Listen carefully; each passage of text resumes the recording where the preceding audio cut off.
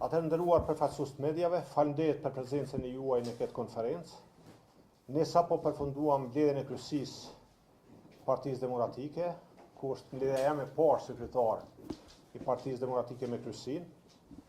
Ne i respektojmë vendimet e institucioneve. Institucionet, në këtë rast presidentja, ka shpall datën e zgjedhjeve, që është data 28 dhjetor. Ne kemi pas propozim datën 21 dhjetor, kemi shpjeguar arsyetë tona pse 21 dhjetor, sepse mendojmë që sa më shpejt vendi të ketë institucione është aq më mirë. Sidoqoftë tash është data 28 dhjetor dhe ne respektojmë këtë. Ne kemi pas tema tepër të rëndësishme në kryesi, që kanë bënë me aktualitetin politik dhe me mobilizimin për zgjedhjet që janë me datën 28 dhjetor. Ne jemi mirë të organizuar si parti, edhe në nivel qendror, edhe në nivel të degëve.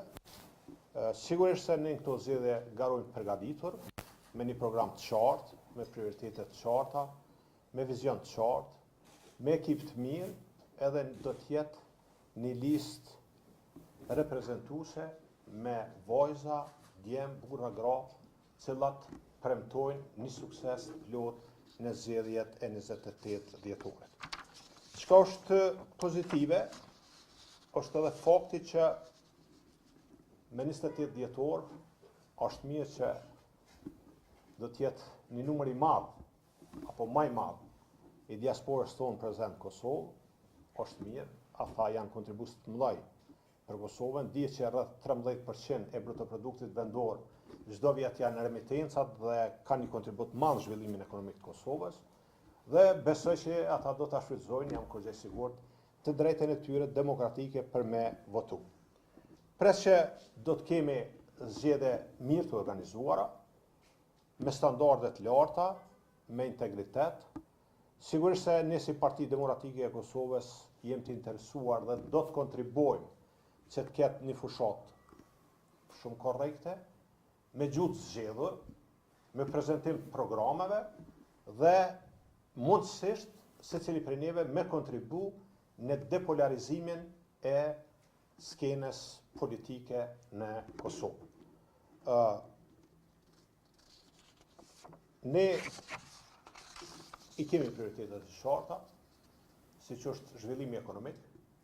Ne dim që çmimet po vazhdojnë me lëvizje lart, të ardhurat kanë ngel, standardi i jetesës po përkeqësohet, klima për biznesin nuk është e pavarshme, shumë bizneset të Kosovës kanë filluar me zhvendos aktivitetin e tyre jashtë Kosovës, kemi një zbrazje të madhe të vendit, sidomos nga gjeneratat e reja, dhe nëse na i humbum atë resursin kryesor që janë resurset humane, atëherë perspektiva e zhvillimit ekonomik do psohet. Në aspektin e relacioneve të jashtme i kemi masat nga Bashkimi Evropian, apo kemi sanksionet, e kemi suspendimin e dialogut partneritetit strategjik, dhe ka një numër të madh të problemeve të grumbulluara si rezultat i blokadës edhe pa aftësisë të krijimit të institucioneve ku përgjegjësinë kryesore ka partia me numrin më të madh të votave të fituara, me numrin më të madh të ulse në kuvend, e cila nuk ka arritur të krijojë institucione dhe të ketë një marrëveshje politike, se pa marrëveshje politike kur si ki 50% mund i banë institucionet dhe së vendu sjell në këtë situatë. Edhe një çështje që dëshiroj ta theksoj para juve është edhe çështja e pagave për RTP.